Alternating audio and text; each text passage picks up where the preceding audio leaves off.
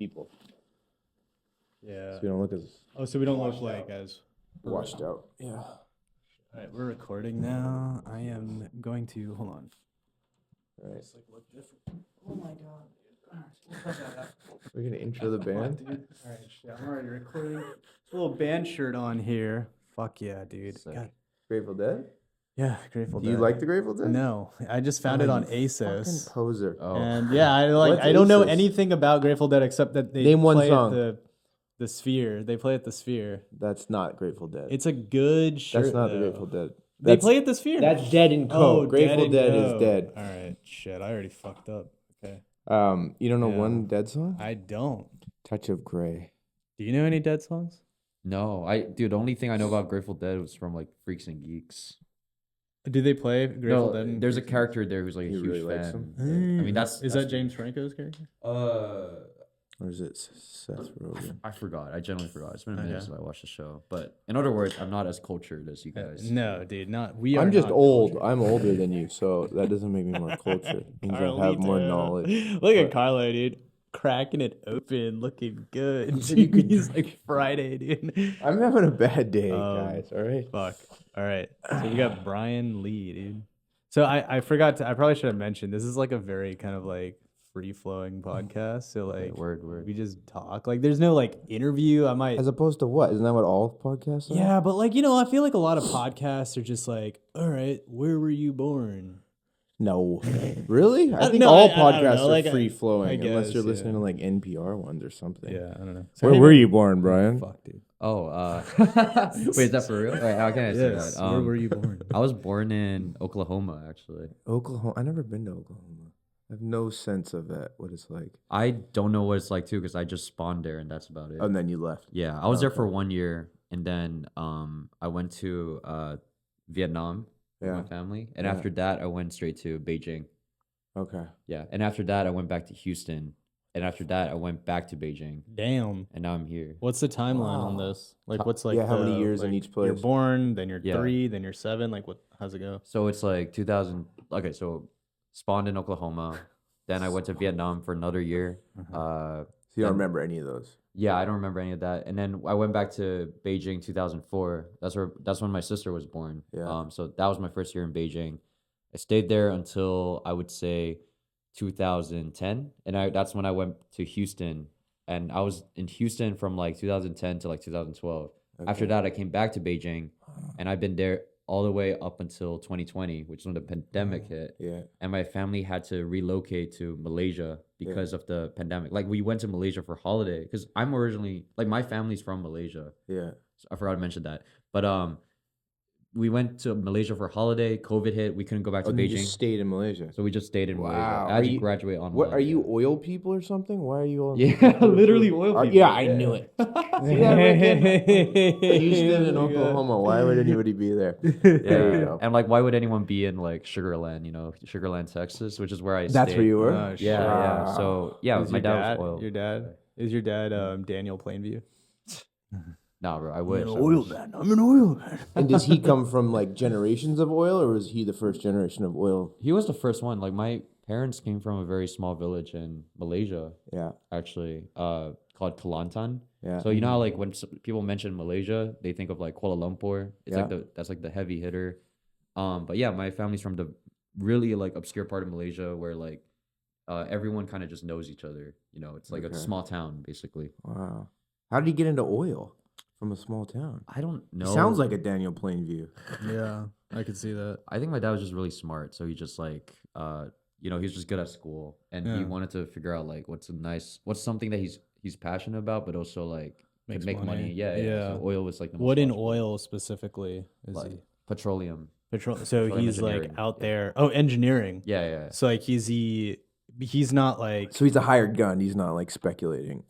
I honestly, it's kind of crazy that I don't know that much about my dad's career, but no, he's always like been he's an engineer first. Like he had to go to the oil rigs. does when he own his started out. company? Nah. Oh, okay. So they bring him in. I was about to say like low key, he's like on the NASDAQ, like No. like one of those oil companies. Like, Nah, bro. Nah. Wow. I would have charged you. Yeah. For this podcast. yeah. Then they got my time, dude. And you're a full-time writer director? Is that your? Yeah, I just graduated from film school like a year ago. And Congratulations. thank you, Crazy. thank you. What does your dad think about that? Well, my dad's very supportive of what I'm Really? doing. Yeah, yeah. Oh, wow. Because he, I think it was always his dream to be like a director, but he No just way. didn't have that opportunity. And so when I was young, I guess I just always was a part of like writing competitions. Like that was the thing I was like always naturally inclined towards, and it's like Writing. the thing that I was kind of good at. Like my sister would always beat me in math, but when it comes to English and stuff like that, I would always kind of do really well and stuff. And like I was like the kind of like nerd in class who like the teacher would give the gold star to for writing that really cool poem or something, like that kind of vibe. So I always knew I was gonna do something with like writing or Yeah. like creativity, right? Yeah. I just wasn't sure what it was. And there was a time when I really thought I was just gonna be like a novelist or like a writer. And then my dad, he basically he just told me like, I mean, no, he didn't tell me. He just like started showing me like films and stuff. Because you know that was like his hobby. And like I started with like Stephen Chow movies, which are like funny movies, you know. And then I remember the first movie that made a big impression on me was Kung Fu Hustle. Like it's like the comedy kung fu film. And like I was so influenced by that movie that when we did like a Jack and the Beanstalk production in school, like in second grade, I would like reenact scenes from that movie into play. Yeah. Then people would like laugh, and like I was like, wow, like this validation I'm feeling is so Yeah. good. You know, that's when I first started feeling like, oh shit, like I kind of want to like do something to do with like making people laugh, you know. And so my dad, like he kind of realized like I had this like inclination, and like, you know, even in like when I was in high school, I started participating in like film programs and stuff, and I was doing well. Like I got into the All American High School Film Fest, which to be fair, a lot of high schoolers get in there anyway. But it was like for my dad, it was like a sign that like I should keep doing it, and I really like it.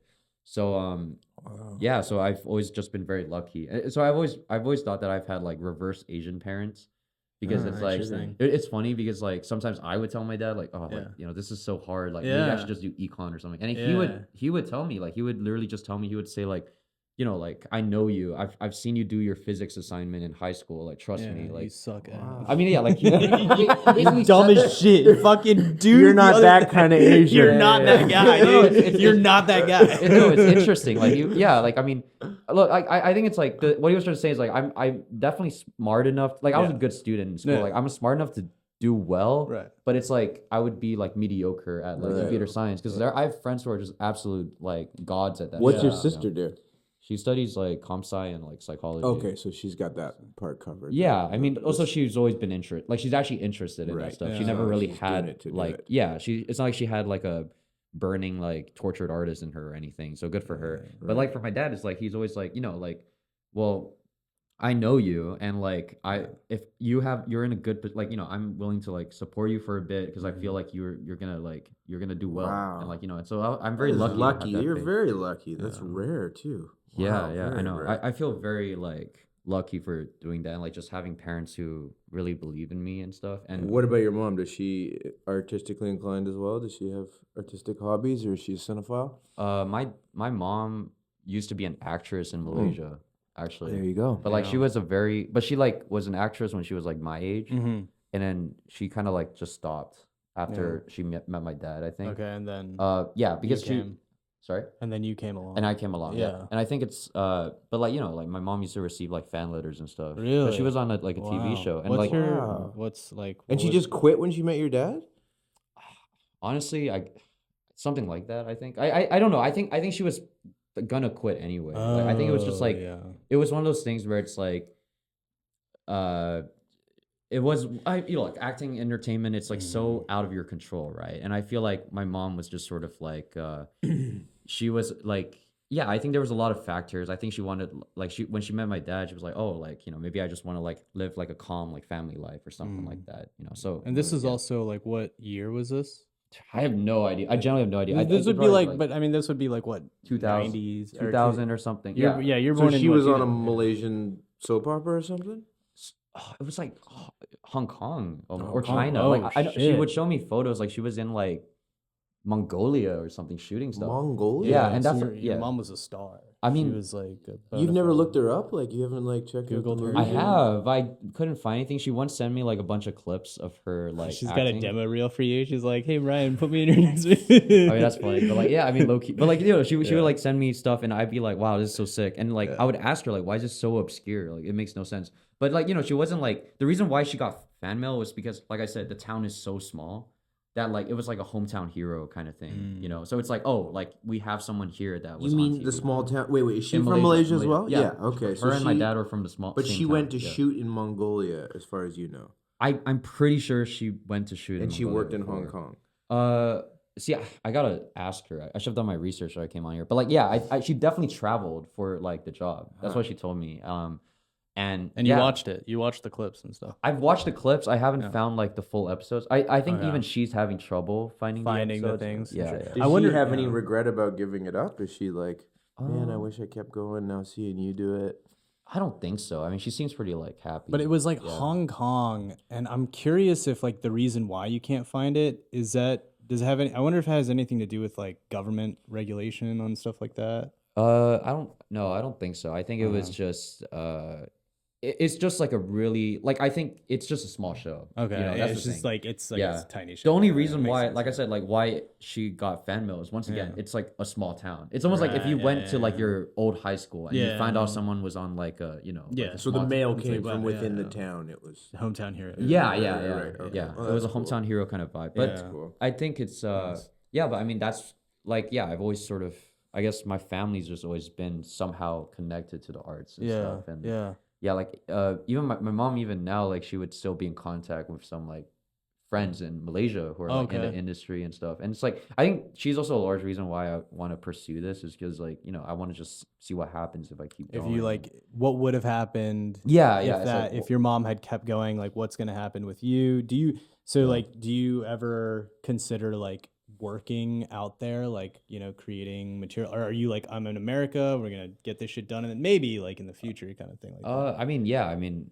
Asia's always like I'm always down to go back to Asia, but I just feel like I've always been like my upbringing is so strange. Like I've always grew up in like speaking English, Right, like I went to like a British school and Mhm. stuff, and like I mean English, Chinese is my first language, but I've always felt more at home with English. Like I would think my thoughts in English, it's like it's interesting, right? And I grew up reading English books. I grew up watching English stuff.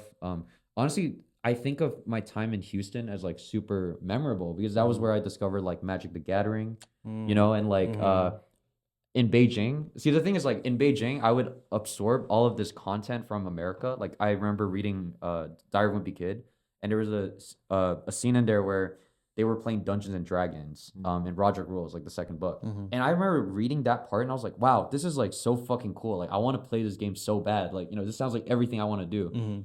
But in Beijing, like nobody plays that shit, like what the fuck? Like everyone's playing Chinese chess or Chinese checkers.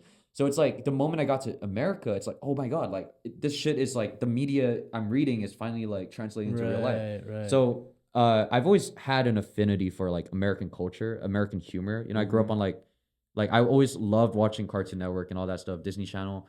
And then, so that's why when I went back to Beijing, I was like really sad because I'm like, shit, like, I can't like, I'm missing out on this content. Luckily, we were able to find ways to just watch like, the stuff we grew up watching, like The Flash and like all those CW shows. And like, so I, being friends with like international students as well, like you're always exposed to like America and like Hollywood.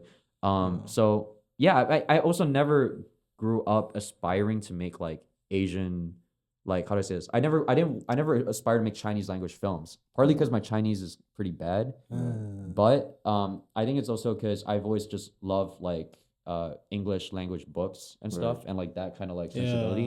I watched two of your short films that Rickon sent me. Yeah. Oh, word. Yeah. And Fucking. how would you describe like your your style and your tone? Because to me, it kind of what you're talking about right now. It was like somebody that had a objective view of the culture.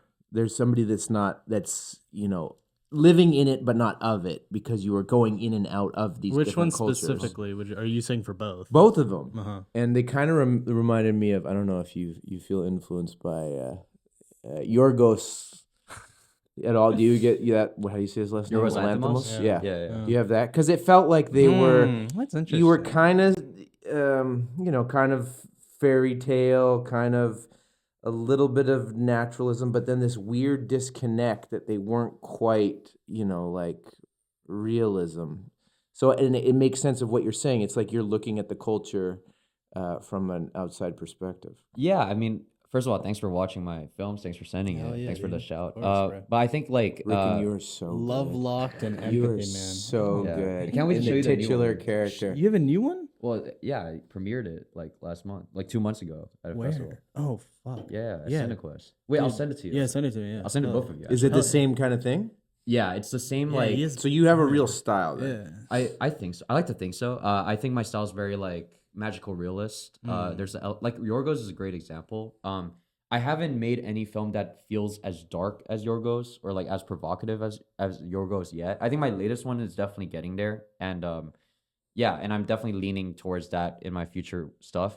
But yeah, like Yorgos is a good example. I think what the thing is, my work is very much influenced by comic books first and foremost because it was like my connection to the Western world when I was growing up. Okay. Like I would read like Captain Underpants, that would be hell kid yeah, dude. is like Yeah. part of that, because it's like still it technically feels like a graphic novel because there's so many Right. drawings.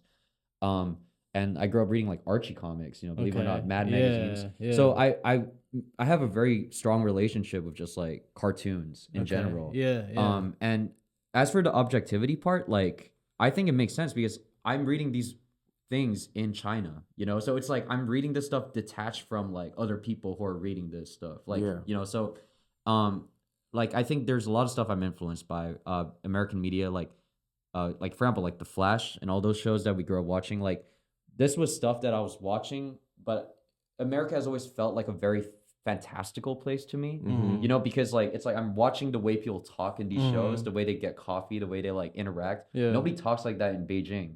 So for me, America and Western culture in general is inherently magical realist, in a way. Can you wait, can you like wait, like unpack that a little bit? I'm just like, wait, what do you mean? Like America as it is magical realist? Like what do you mean by that? So it's like because I've always grew up in Asia, Uh-huh. but I was watching so much like The Flash and okay, it's like for example, right? When you're watching The Flash in America, Yeah. it's very clear what's real and what's not. Right. Like okay, the guy running at The the guy light is speed, fast, yeah, yeah. the guy's fast. That's Oh, what everything. wow. Okay. But But you're saying for as a me- little kid, you're like, is this how really shit goes down in America? Yeah, I'm and talking then about, they like, really don't have to everything. like apply to the rules of physics and stuff. Oh, no, Like, it's like you can go really fast. No. Or metaphorically speaking, then. I mean, no, luckily I wasn't that stupid, but but what I mean is like like watching it in China, it's like I would not just be wondering like, okay, I knew the Flash was fake, but I would wonder if the hot dog stand in the set piece is fake or not. You know what I mean? Like Right. that's what I mean. Like It's is that okay, so yeah. is that hot dog stand, is that like a real,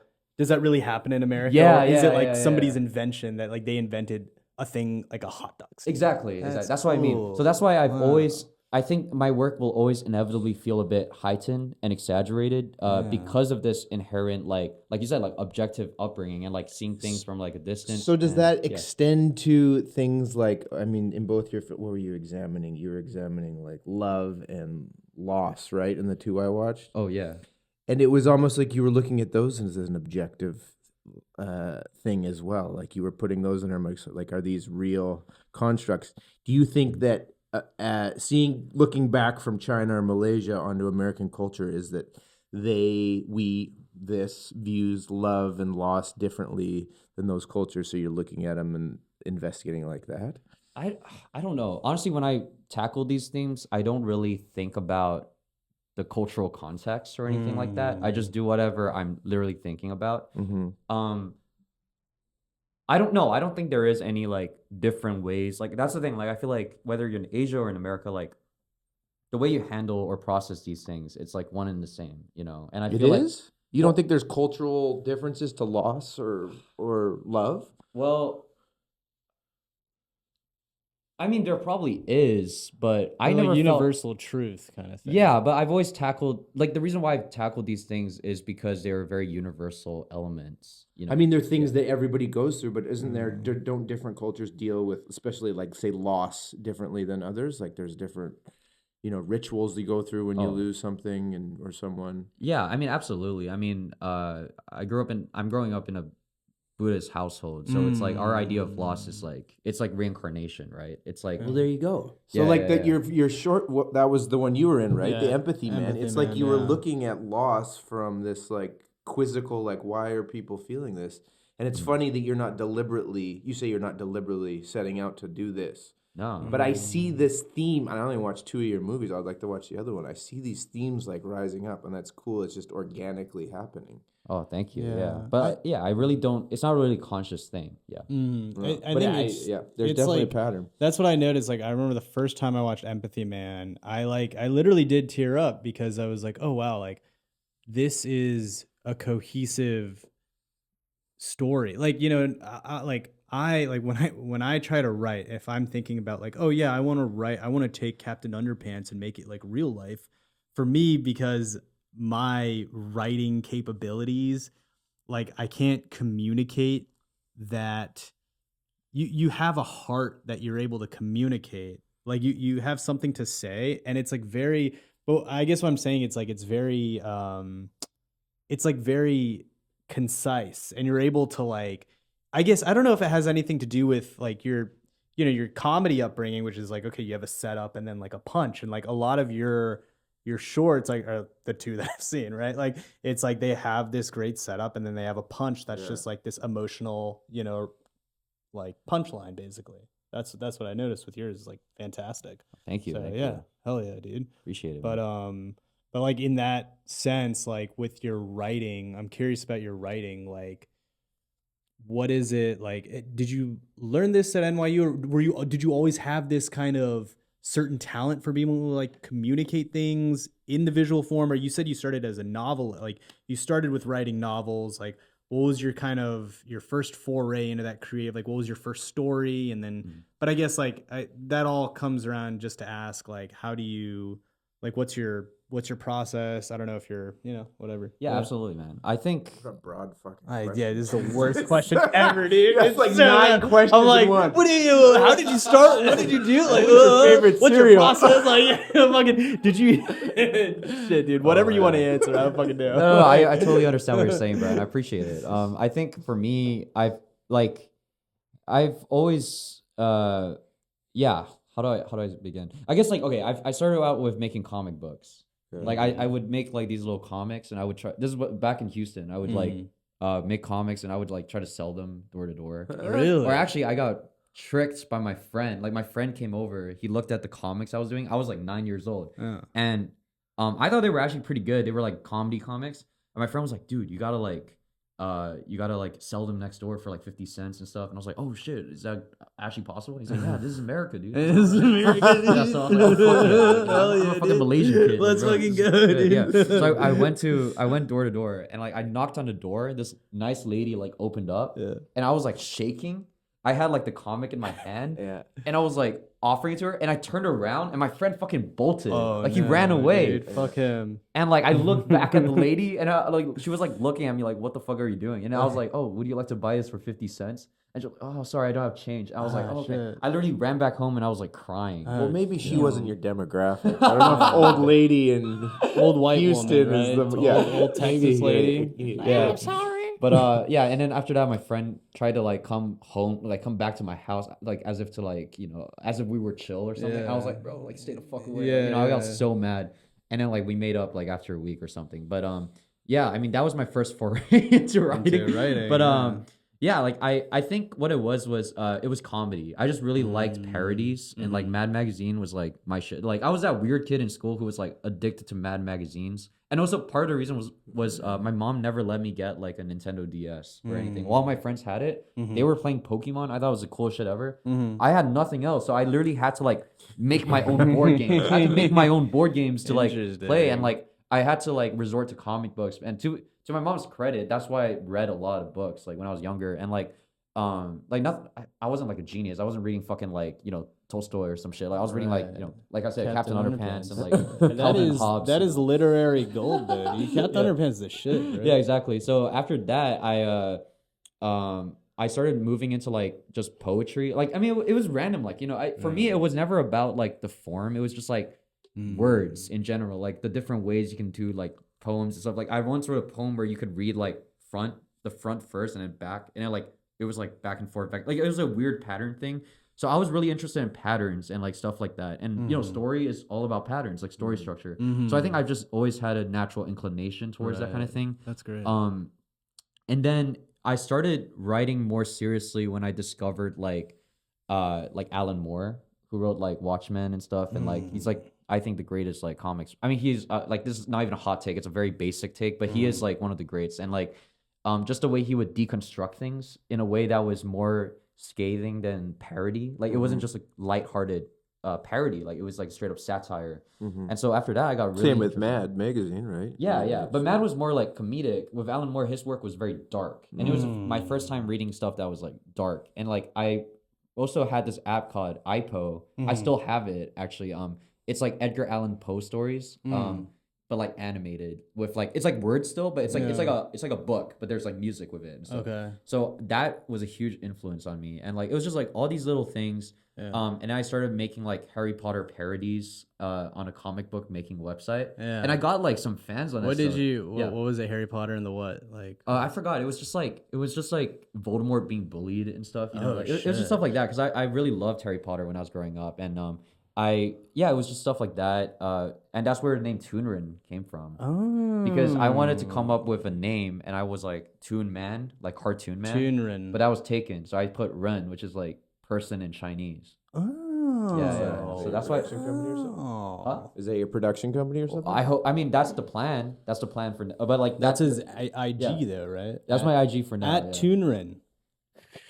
We'll put it up on the screen. Yeah. Let's go. No, we will. Yeah. Thanks for a shout. But like, yeah, so I did that. And then I think I only started taking writing more seriously when I went back to Beijing. And it was like when I went to like a British school, and like we started like, that's when I took English classes, and I started discovering like, you know, writers and stuff like that. And, you know, just dystopian fiction. And like, that's the thing, like I was always interested in just like, I was not like a huge cinephile, you know, until I got to college. Like I was always like, that's why I always kind of felt out of place in film school, because I always felt like I was more. Where'd you go to film school? NYU. But I always felt like I was like more comfortable in like the English department or something, you know, because like I was always more interested in just like story first. But I think in film school, there's a lot of emphasis on like technicalities and stuff like that. That's why your writing stands out. I feel like compared to a lot of your peers, like especially in the undergrad program, I've noticed is that there's a lot of emphasis on a stylistic approach to filmmaking, as opposed to, and you can call me out on this and be like, oh, well, you haven't like seen enough, but like, I mean, of the small sample size that I've seen, it's just like there's a lot on, and maybe it's all undergrads, but a lot on like style and like how do you film this, like how do you get the lighting this way, blah blah, as opposed to like true story. I mean, correct me if I'm wrong. Oh, I mean, I don't think it's like, it's not right or wrong. It's not better or worse. I think it's just different emphasis. Well, it is kind of different, I mean, because story is anybody fucking- can be a technician, right? With training and voice. I think that's what you're referring to. Is like if you kind of, it seems like you have a voice, if it's, you know, fledgling or not, but it seems unique, and you can't really teach that. But voice is, in my opinion, I think like in the world when it comes to like just watching shit, like I can watch, you know, something that's not produced very well, like it doesn't have a high production quality, but if the voice and the story is phenomenal, like that's like, and then you know whose it that is. blows my mind. How do you think you get a voice, Rickon? What's your voice? What's my voice? Well, my voice is well, first of all, Brian, how would you describe your voice, or is this some new? Have you heard people describe it as such? Yeah, so it's funny. Like I love hearing how people like interpret what I do. Because like I said, most of the times I'm not conscious of what I do. You know. So if like, you had to describe your voice, what if maybe that's a shitty arty term? It would be like well, it would be absurdist. I think it would be dark comedy. Empathy Man, not so much. Lovelock, definitely. And this new one that I did is definitely dark comedy. Dark comedy? Dark comedy. And magical realism, I would say. And there are elements of like the satire isn't that strong in the two that you've seen, but the new one is very like satirical, and it's like has like a commentary underneath it. Okay.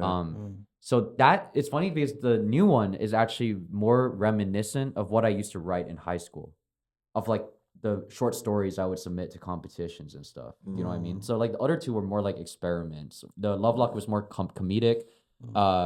Empathy Man was more like sentimental, which is like very rare. Like I've never made anything sentimental. That was like my only time. And like but Well, they were the both one similar- sentimental, weren't they? In a way, the ones I saw, Lovelock and Empathy Man. The Lovelocked, like Empathy Man is straight up like sentimental, but Lovelocked I feel like has that what do you call I mean, I guess yeah, in the sense of story, like pulling at your heartstrings, yeah, it's gonna be sentimental. But I think like Lovelocked has that more kind of magical realism, like it's more like gritty. making fun of the like the So, whole point yeah, of it's- Lovelock was like yeah. it was like a pull the rug under your feet kind of thing. Yeah, like it seemed like it was about sentimental. And then it was, Yeah. And like the film that I submitted to get into NYU is about a man who tries to impress a girl by dying in the most aesthetic way possible. So it was very dark, and it was called like Team Spirit. You know, so it was like making fun of like the Sounds whole like Kurt some Cobain. angsty fucking That sounds teenage hilarious. NYU Yeah. shit. But like I bet he's they like ate that up. He's trying to be like need this emo vibe with bitch my in here. death. Like So like that those films are all like, but like the one thread that connects everything is that I've never made a film that was like grounded in reality. Like so it was they're always absurdist, they're always like surreal or like magical realist. So yeah, absurdist dark comedy. You keep saying magical realism. Are you like a Marquez guy? I've read like a couple of his things, but Is I've that where you think you got it from? no, I think I got it more from the most classic NYU author like Murakami, you know, like Oh, the one that hell everybody reads. yeah, I dude. love him, you know, I think it's good. And I also J.G. Ballard, I think he was a huge influence. Like it's funny because when I was in 7th grade, I had an English teacher who I guess he really liked me, like he really liked what I was writing, and he said like, you know, your writing reminds me a lot of this guy called J.G. Ballard. I don't know who that is. He's like this British writer. His most famous book was Empire of the Sun, which got turned into a Spielberg film. Oh, yeah, that's the- wow. yeah. With Christian Bale. of course, as soon as you say like the name of the movie, I'm like, oh fuck yeah, dude, I know what you're But talking that's about. not magical realism. Well, right? that's what's funny is like the one book he did that wasn't like Oh, I his see. style Okay, ended up got being it, his most got it. famous. Okay, But the other ones are. his other things are like so crazy. Like his ideas.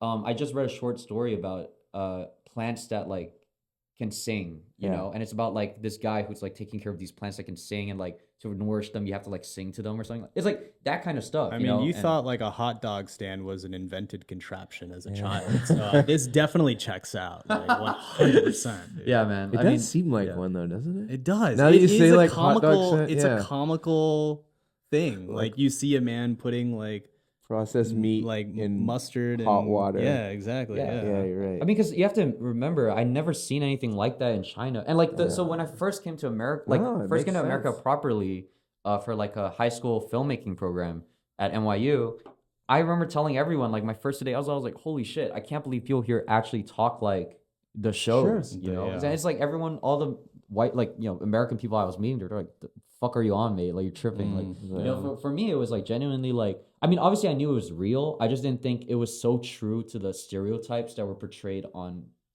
media. Yeah. Well, that's one of the things that art should do is like investigate this little minutia that we take for granted. So Yeah. if you're an outside voice, then you can investigate it so people either whatever take more appreciation for the hot dog stand Yeah. or they say, no, why do we do things this way? This doesn't make sense. I mean, that's what comedy does. That's what art does. It comments on it.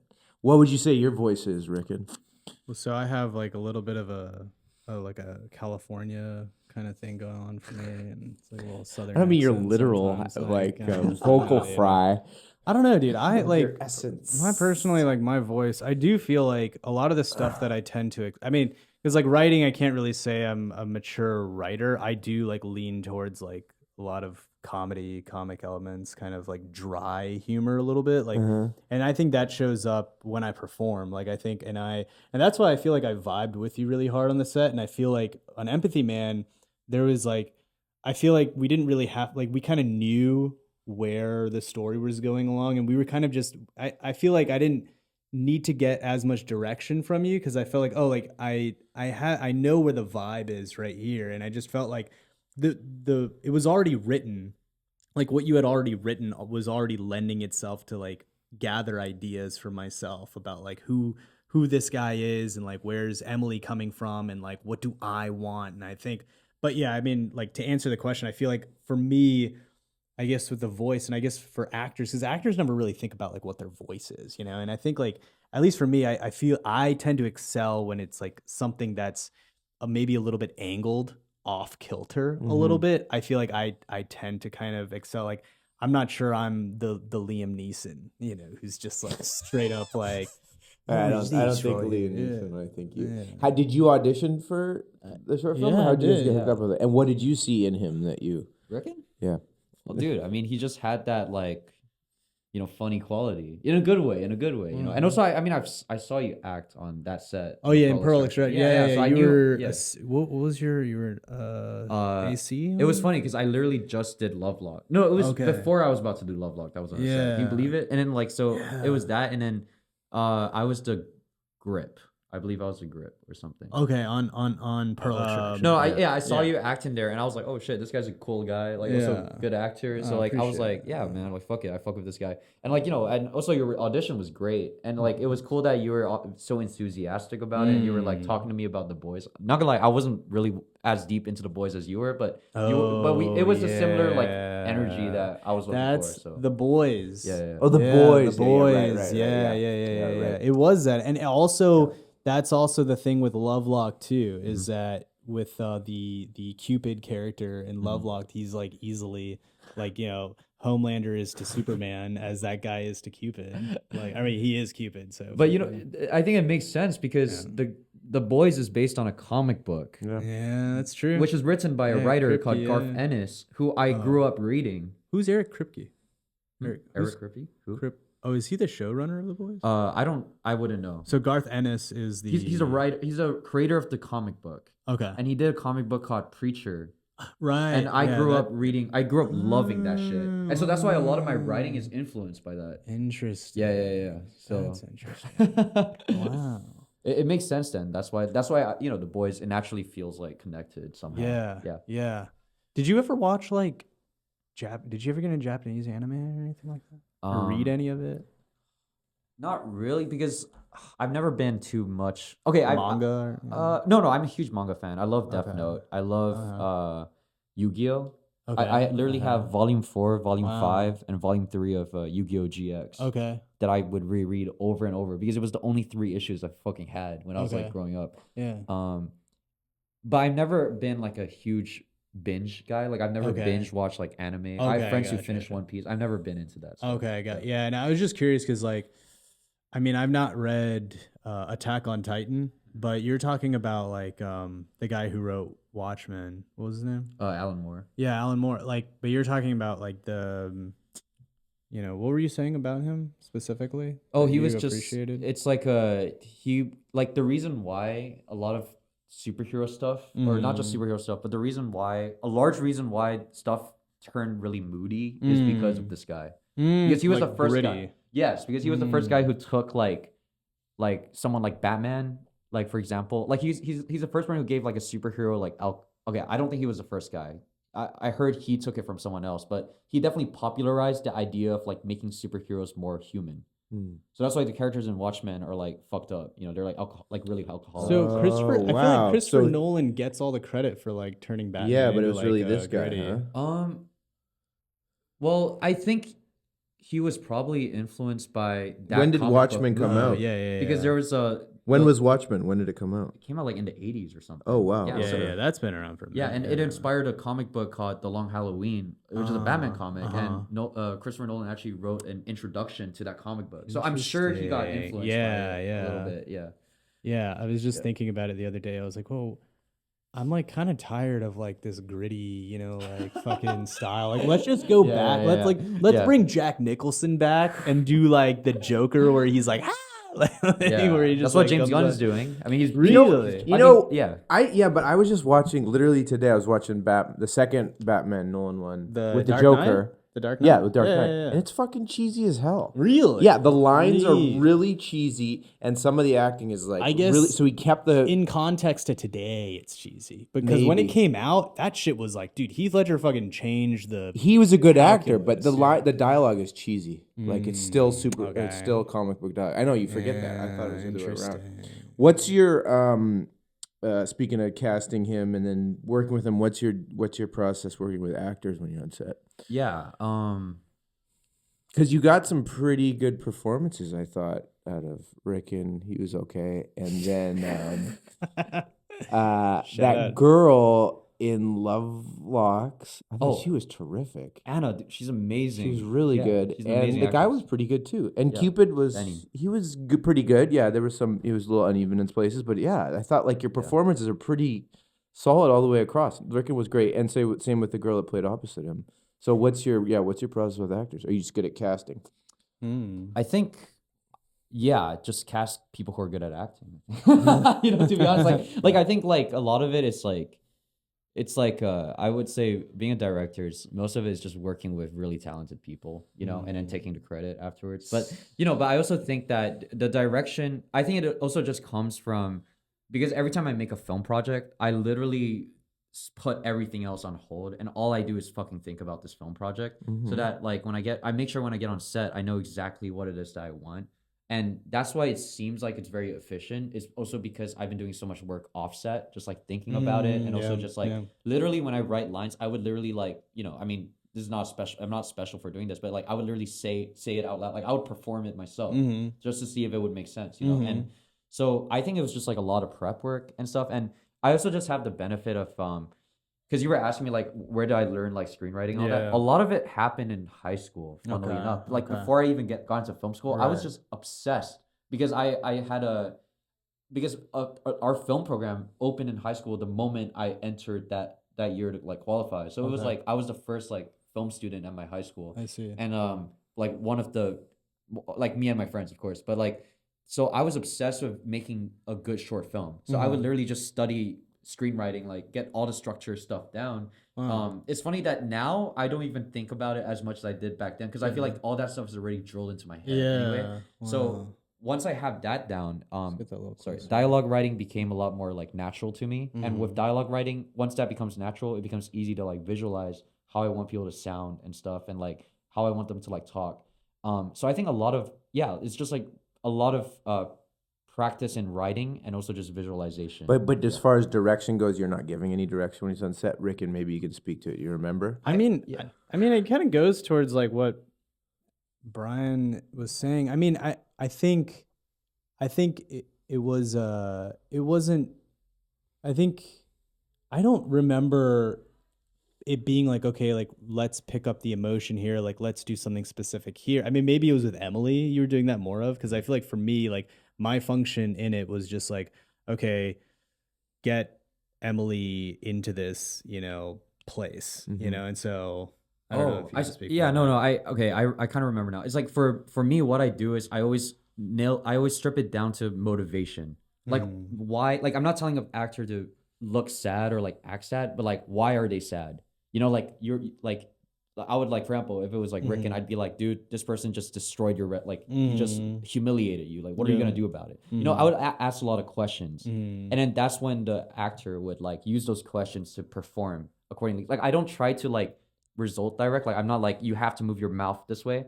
I want to see how you express anger, or like I want to see how you act sad, because everyone acts sad in different ways.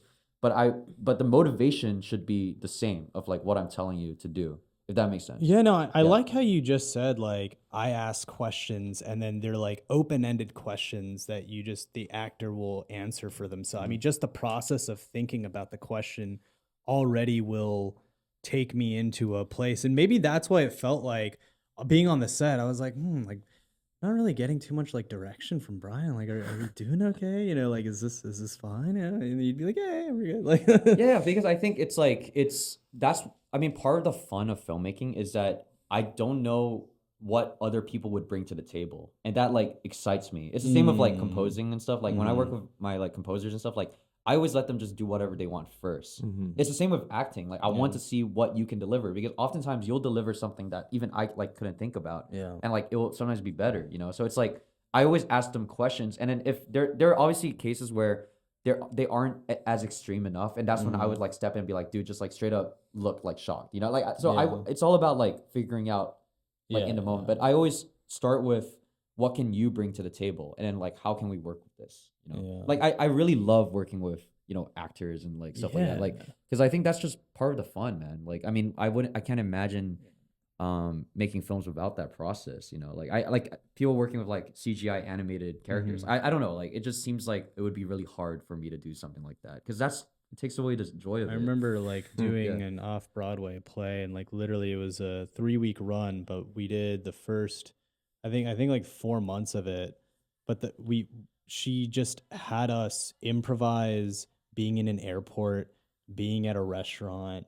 It was like 6 people on the stage, and everybody's just doing something different. And the director was just walking around, just watching us, and then just taking notes, and then finding, like, picking something that we did from there. And like maybe it was a gesture, like, okay, I'm paying for the food, right? And so then she'd be like, okay, everybody line up, and everybody's gonna make this same gesture, just like. But that was her like carving the wood block a little bit.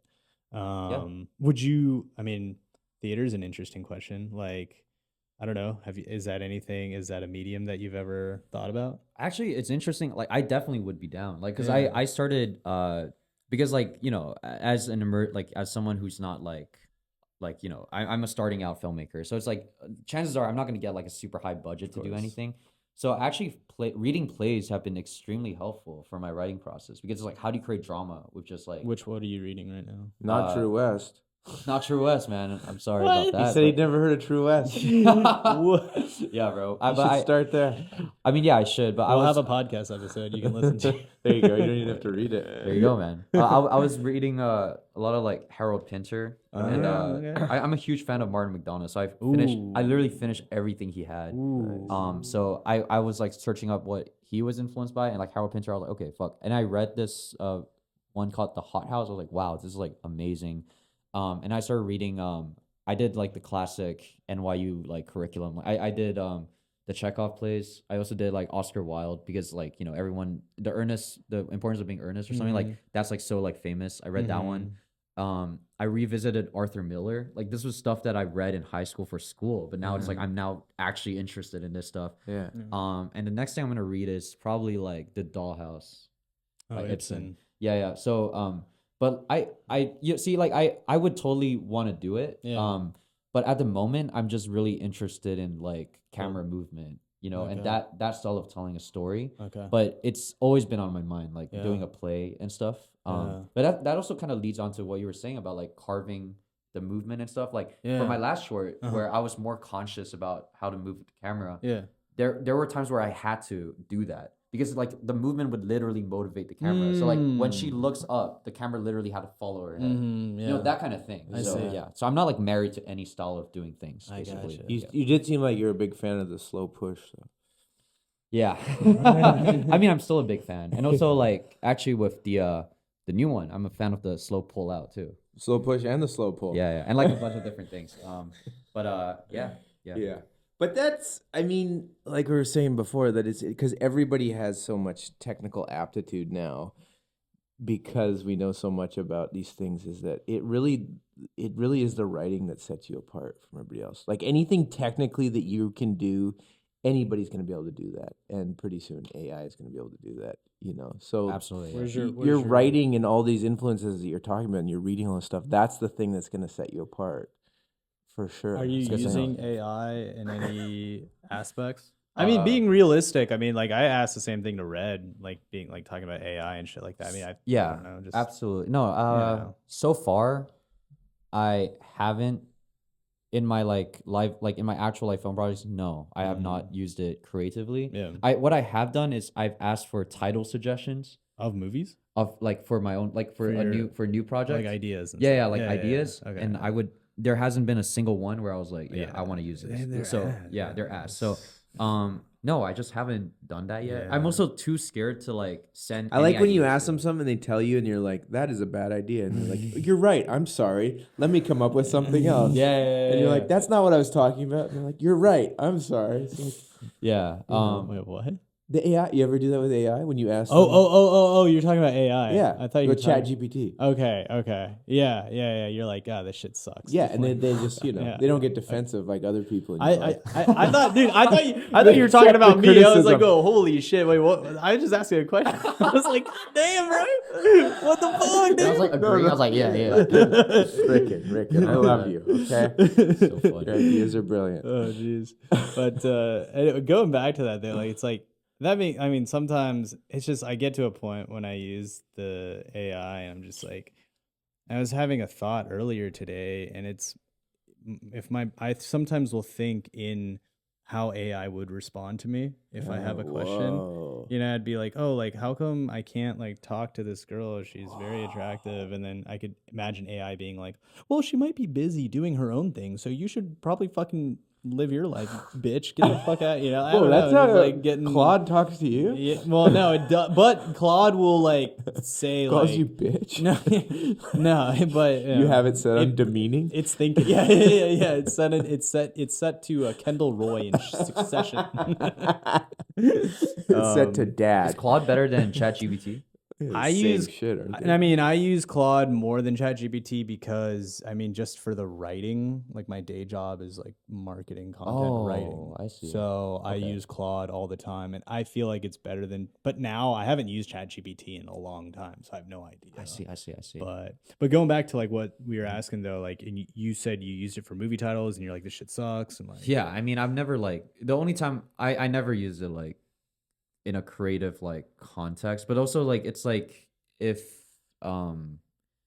yeah, I don't know. I just haven't gotten there yet. I have You don't used have it for to. like, you know, like for the classic, like, did I mess up in this social situation? the therapy, What? the classic? therapist. Therapy. I haven't heard of this. Wait, so Not you the- asked him if you made a fool of yourself or something? No, like literally, because like there was, you know, sometimes I have like I would do something that's really like small, but like, Yeah. it's like, you know, we all like kind of do something somewhat like funny, right? When we're in a social situation, and like I would always like call up like a friend or two and just ask them the dumbest question, like, did I offend this person by doing this? And they'd be like, bro, like no, like you gotta stop thinking like that. So now that AI exists, I can just ask AI and they'll give me a bullet point like description, Really? like, Like, no, sir. you didn't fuck up, like don't worry. Ah. So that's the only real like use of AI. AI that I've used like most, like, you know, that's most of my AI usage. Like, Wow. yeah.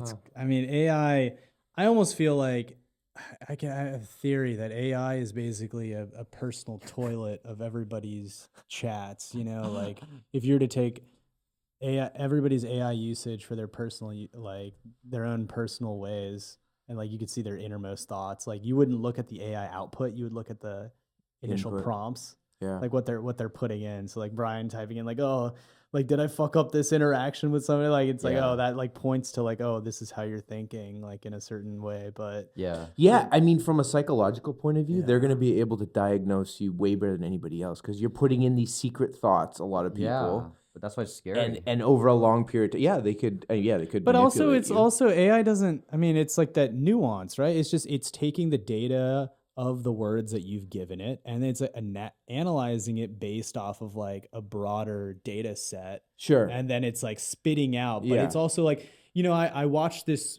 thing recently, and it was talking about like there's a marketing company that has a tool that gives it the ability to use 20,000 different combinations for a marketing focus group, right? Like it and it allows it to take the, what do you call it, the persona of like Gen Z, for example, and you can ask Gen Z wow. a Oh, yeah, question like, right. "What do you feel about the can ask color a orange?" in this, demographic. right? It's like, Yeah. oh, but we believe, so Gen Z believes. So it's like if you're training the data on information that like isn't true, then the whole thing is fucked. Right. Well, it's Right? also a huge generalization. Right. You can't ask Yeah. a generation what their favorite I fucking color mean, is, right? A well, generation is like, made up of it's- individuals. Exactly. Yeah. But it's like, I mean, I guess when it comes to focus groups and marketing, they don't like. They don't give a care. shit. Yeah, they're generalizing people, so- and people Yeah. are becoming more general. know. In that Well, Brian's Gen Z. theme, you're Gen You're fucking Z. straight up Gen Are Z. are the other people in your cohort? Are they reading things like Pinter and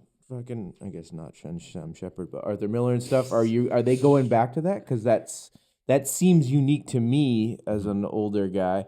But are people your age reading that stuff? Yeah.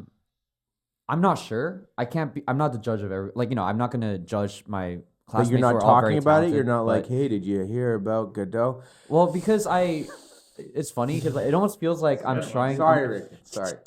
I'm just like, it's like, no, I haven't talked to anyone about it, and I haven't like, I could try to like keep it that way, because I feel like it's like you said, like writing is what will make your thing stand apart, like all the technical stuff, right? So you don't want to talk about it because you don't want to give her your secrets. I mean, yeah, low key, right?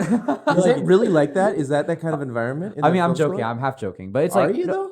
Is it like law school? Or are you trying to like hide briefs and stuff? No. Dude, like in my screenwriting class, I'd always talk about what I'm reading and stuff. Okay. And like I even told my professor, like, I think And there are should- other people reading this? Yeah, Stuff? I mean, I don't know about Pinter. I mean, but it's NYU. I have friends who I always like exchange like book recommendations with. I have a Goodreads. I'm always trying to add more people on, so we're always seeing what each other's reading. And like, Right. I don't think I'm unique at all. I think there are definitely people there reading plays and stuff, especially But dramatic writing plays features. going back to the whatever 60s and 50s.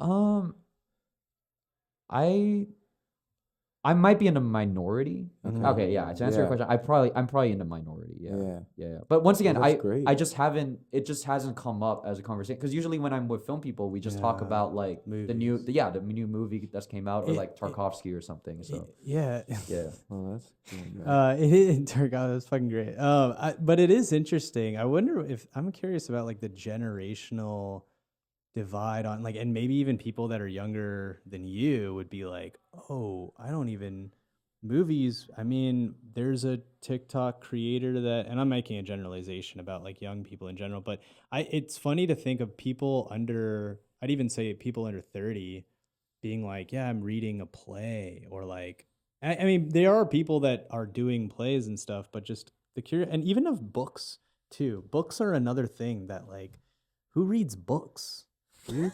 Like, who reads books? No, People seriously. read books. I mean, I know. people I read don't read. books, I don't but, read like- nearly as many books as I used to. But like and books, dude. Like, what was the last book you read?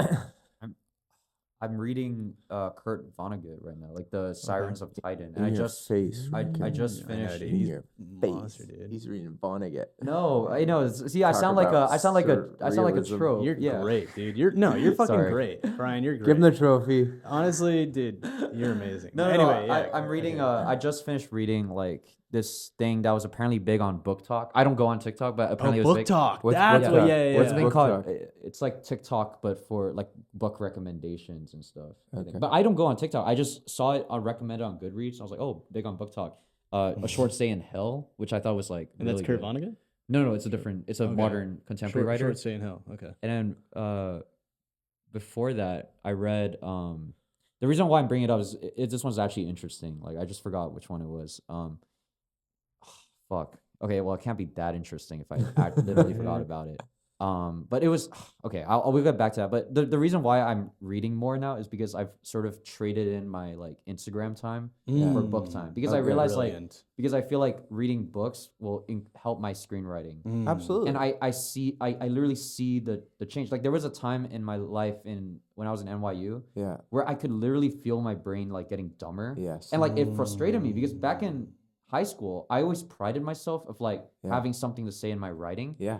But there was literally a time in a screenwriting class at NYU, my professor looked at my draft and she said, there's just something about this that just isn't like, she was basically telling me the script wasn't like, it wasn't deep. You know, like it wasn't like saying anything. Like, it was just shallow. And that really freaked me out. I was like, what the fuck am I missing here? And I realized it's literally because I stopped reading. Right. Like, I just stopped training my brain. Like, Yeah. because like the thing about film school is like it's not like a academically rigorous. It's not like philosophy, you know, where it's like you're actually forced to write essays and stuff. Yeah. Literally, your brain could rot if you don't take care of it, you know. Yeah. So that's when I started like I went for like an English class also in NYU. Right. Instantly, I like the next thing I wrote, like the latest short film that I wrote. Yeah.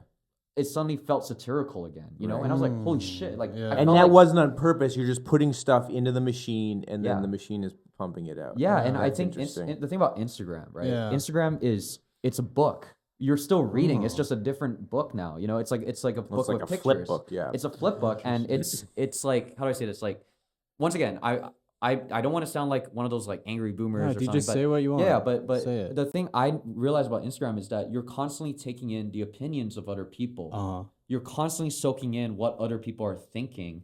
So your opinions are literally going to change into what other people are thinking, whether you like But it the or not. same thing happens with a book. The same thing happens with a book, but how do I say this? Like Instagram is a collective thing, like whereas a book is like an individual writer's opinion. Right, you're saying you're getting a million different opinions over an hour of Instagramming, but you get one opinion over a week. with a book. My hypothesis is that Instagram was subconsciously making me stupid. Absolutely, that's not Like yeah, brain, they have a pretty term fact. for I don't it think called, your there's a hypothesis term is that called outside. brain rot. Yeah. I mean, it's true, right? And Because like, you're getting I think it's like you're getting this quick, when you read a book, it's like you work hard for the reward. When you do Instagram, it's like this, Instantaneous. reward center activation. Yeah. You get that little funny and then switch. To the next. yeah, no, for real. That's why I Also, I think that because culture's moving so quickly and like, people don't know about things that came out 10 years ago. So if you're reading things that are 30, 40, 50, 60 years old and you're regurgitating that, unconsciously or consciously, that's going to feel fresh to a new audience. I'm serious. It's like this cheat code. I was in a makeup trailer, the last thing I did, and half the people in there didn't know who Bob Dylan was.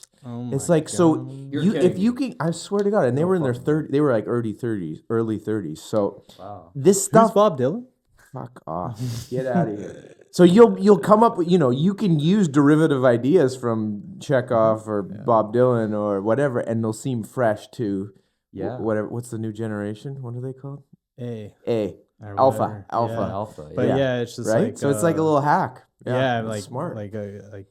You leave a gun, I don't know. The Chekhov? Yeah. Chekhov's gun. If you show right? a gun, it's got to be used. Yeah, it's got to be used. Yeah, but interesting.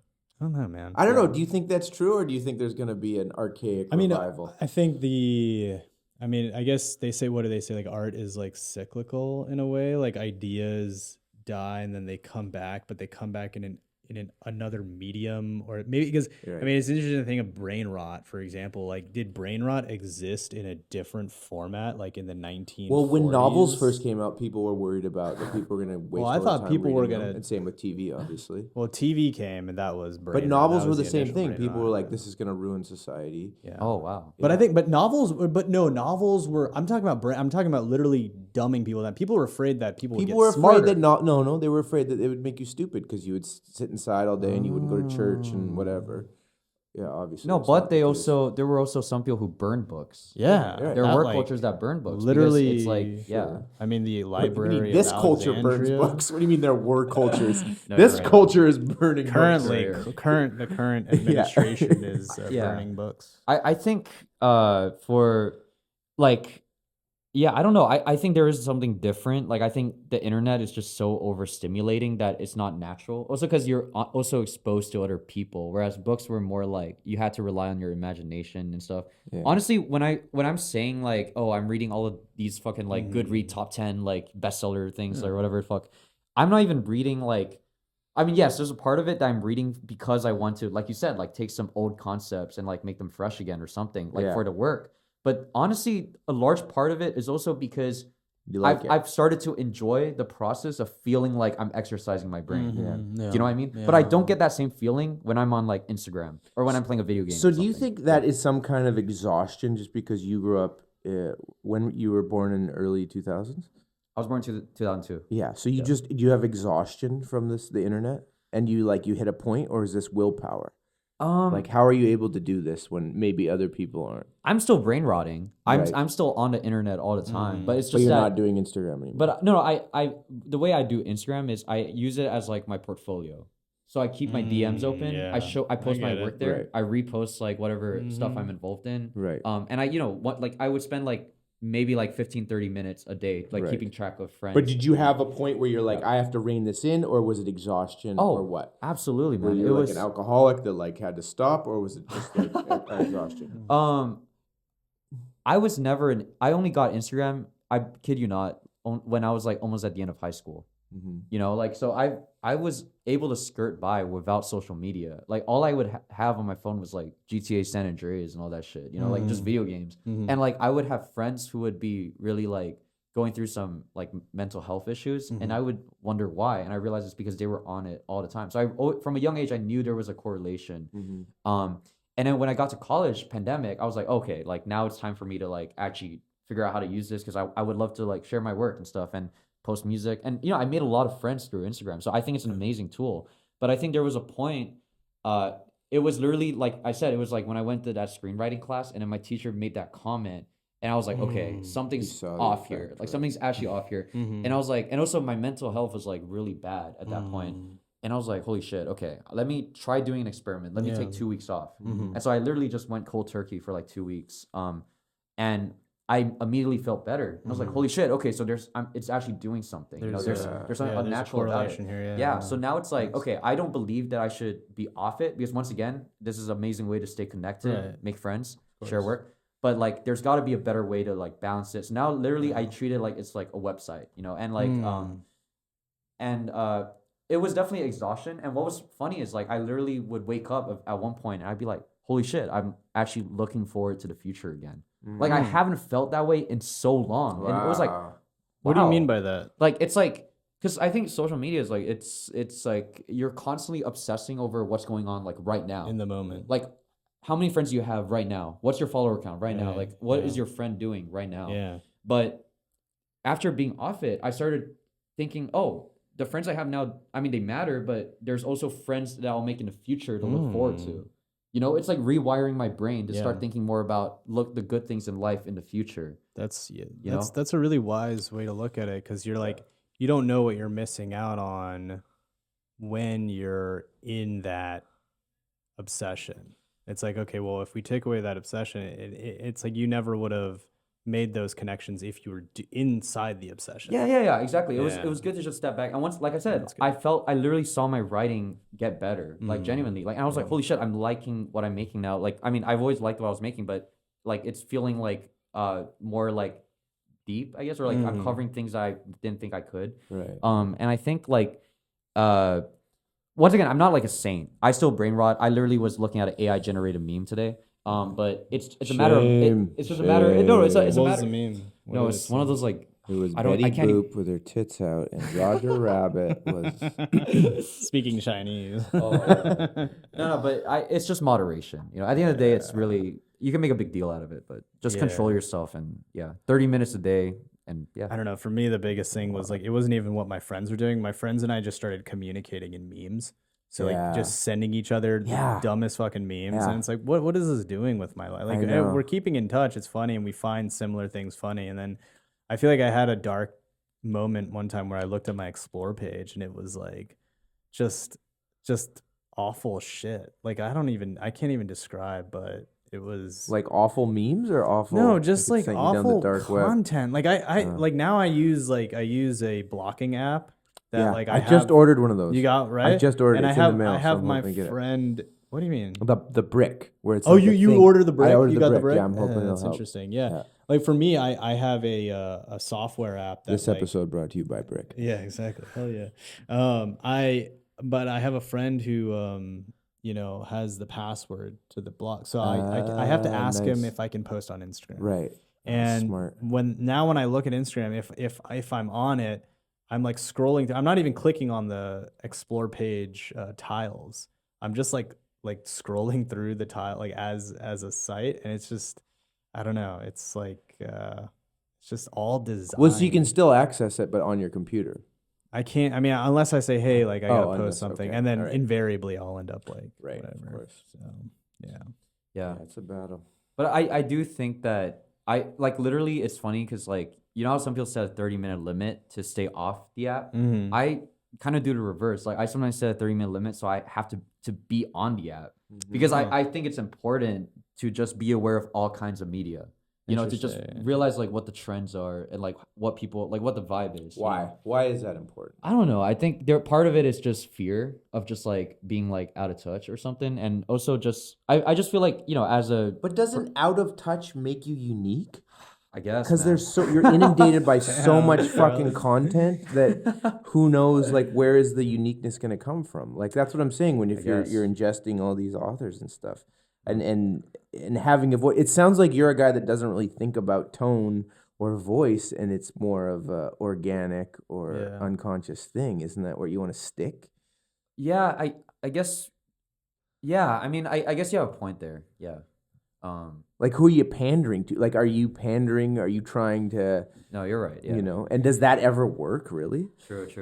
At a certain point, like when you're starting out? Like, Well- how do you envision you just graduated? I just graduated, and actually, I mean, that's the thing. Like, I think just people my age, that's just how most people my age communicate now. And I think I'd be very naive to not still be aware of like how people are like communicating. You know, just like, I mean, for better or for worse, this is how it is now. You know, it's like back in the day.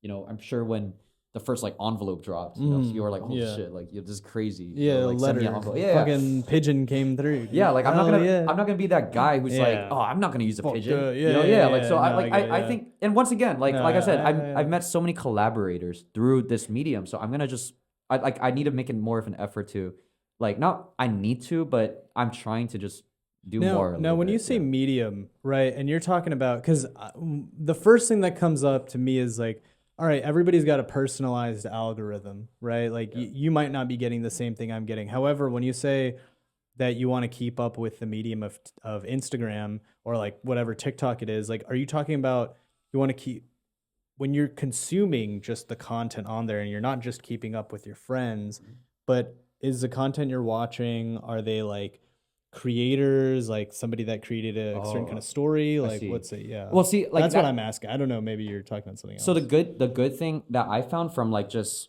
being a little more like just moderating it more is that I'm actually able to take a step back. And actually, like you said, like it was a lot of it has to do with just reading things outside of like social media. Like for example, I love like I'm gonna sound like an absolute Just edge say it. lord. Don't worry But like okay, I do like the movie Fight Club. Hell yeah. And I found out who the writer was, like Chuck Palahniuk, like a long Hell time yeah. ago. And so I would read a lot of his books. Okay. Actually, Empathy Man was based on a short story from Really? one of his like loosely, very extremely loosely based on a short story. Interesting. But like the thing is, I would read his books and I'd be like, I really fuck with this tone. I want my movies to feel like this. So that's like I am conscious about it. You know, Oh, you are? Okay. like a little like I would be lying if I wasn't, but there were other So you things lied that to us. Okay. Got it. there are other things that would come up afterwards. But there are parts of it that are conscious. But now when I go on social, like back in the day when I was just more on it, when the ratio was like more social media than books, I would like Chuck Palahniuk stories are usually very aggressive, you know, and like if you're on social media, most people would say this is unacceptable. You know what I mean? But like, you know, like, because I feel like there are some things that you just like, I think people are more against like, you know, just more controversial, well, not controversial, but just, you know, it's Chuck Palahniuk, like he's designed to be provocative. Okay. So you're saying Yeah. like if you post Instagram stuff, like people on Instagram would be like, oh, this is not appropriate? No, Like, what I mean is like mean? it's nice to, like now when I go on Instagram, I realize it's an echo chamber. Like I shouldn't just take everyone's opinion. Like Right. this is not okay. Like I need to think for myself. What do I think? You know, is this short story yeah. actually okay? Does this story no, make sense? that definitely makes sense. Yeah, it is. Yeah, I mean, yeah. it's literally. I mean, that's the algorithm basically. Is like if you're liking something, you're interacting with something, then it's gonna provide you with More of something that, else. yeah. It's like more of Yeah. That Yeah. narrows your mind. Yeah. I think that's the thing. It's just more. I realized you could think more critically. Like once you step back from it, I'm looking at content, but I'm able to be like, okay, I'm like, you know, I'm looking at this content. I can be the judge of whether. Have you this is- noticed yeah. other people in your cohort that you like interact with? I'm talking about maybe even I'm thinking about like Tim. I don't know, like you know, that's the only person I can think. Anyway, or you know, I mean, even Emily, you know, for example, I don't know, but Oh, like yeah. talking about the cohort of people that are just like Instagram, TikTok, all this social media. I need to get a step back a little bit. Do you notice some friends of yours? Like, is there muttering going on there? I know a couple of friends who are very, very talented, Yeah. and it seems like they just don't use it at all. Yeah. But there are also people on the other side of the spectrum. Like I think Tim and Emily are amazing examples. Like they are just really good at using it, and they're able to use it without sacrificing who they are. Right. Like some people just have that, you know, and like some, like, you know, I like. Hopefully I'll be like that. Hopefully I am like that. I think I am like getting there, but I think it's like some people are just really good at But you using don't it. have to be like that. Yeah, I get. You don't have to have like you don't. I mean, you can make really good material, and as long as you know you want to distribute it, whatever. But you don't have to. I mean, I'm only talking about Emily because she's like a pure content creator. I'm saying you don't have to be unless you want to be a content creator. I mean, she's like a straight up content creator. Like she's This is the woman that famous. was in your Yeah, your Empathy short? Man. Oh, Yeah, she's like a huge, like super successful, very talented, like whole 9 yards. But I mean, you She a don't have to be TikToker? Emily, like, yeah, unless Yeah. that's your goal. Like, Well, I yeah. mean, like, I don't know. I don't have the answers for this stuff. But to answer Yeah. your question, though, like, I mean, there are people from all the different sides of the cohort. That's why I'm not hard on myself about this shit. Like, Yeah. I'm saying all this But- shit now, but maybe tomorrow I'll start using it Yeah, aggressively. yeah, So you're in. there's no right or wrong. Anyone, but yeah, she's Yeah. a what? I think she got big on YouTube. She's a big YouTuber. I think she got big on Vine. Oh, Vine. Okay, okay. Yeah, I mean, and also this is like, I feel like first inning shit. Like I could never answer somebody being like, "Hey, Rickon, in like 5 years, you're gonna like, start doing a podcast, and this fucking asshole is gonna join you along and like do episodes of." I'm kidding. God damn, dude. I'll take All it. right. God damn. Anyway, what was I gonna say? But no, I mean, you're in the first inning right now. You're in the experimentation phase, and you talk about your first two movies were experiments for you. Like, is that how you feel a little bit when it comes to using social or using, movies and stuff like that? Like, Well, what do you mean? Can you like elaborate? do you feel like you're experimenting with just different media forms, like different? I mean, I think film is like your like Yeah. thing, but then you also said about like you're trying to get better about like social and like Oh, stuff. Like, I what did mean, you? Yeah. Everything I do is like an experimentation. I Yeah. would say like, wait, so are you asking like if social media? Yeah, I guess is I didn't like allow you to, because I said, oh, you don't have to be like that, because I just assumed that you were trying to have that same knack for social or something that Emily does. But I guess I didn't know what your goal was when it came to social. Oh, what's my goal with social media? Yeah. I just want to figure out the best way I can be authentic on that Okay. platform. All right. I think that's my relationship. Can you with it. be authentic? Well, on see, that that's the platform? question, right? Like, That's a it's good like question. if I can't be authentic on it, I'd rather just not use it. But I think I'm starting to like figure out what's the best way. Like, how can I use this without making me feel bad? Like, how can I be truly myself on a platform that's very inherently artificial? Yeah, So, because when yeah. you and that's the whole thing. Like I've been always trying to figure out a way, like, oh, how do I create an audience, like online, whatever, like on a platform, like, and I mean, getting a platform is like really helpful, I feel like, but Yeah. it's like it's the same thing as like when they say to actors like create your own content. Like it's like, yeah, you can do that, but it's not going to be sustainable. Like you have to Yeah. want to put out whatever is there. Like, Yeah. yeah. Before we go, I wanted to ask. I think I looked you up. Did you do one of those vertical shorts? Shit. No. Exposed. Because I just discovered these, like, they offered me to do one, and I looked into it, and I was Dude, like, our Jesus boy Christ, these are Larry- intense. Larry That's right. He said the is same in thing. those, So what? They're dude. like hyper. They're like Dude, it's a soap Chinese, operas. It's a Chinese company. and they're all Chinese, or they're they're in different? English. I think but- I think Americans are starting to get on the wave, but yeah, I mean, So what did you do? I was a localizer.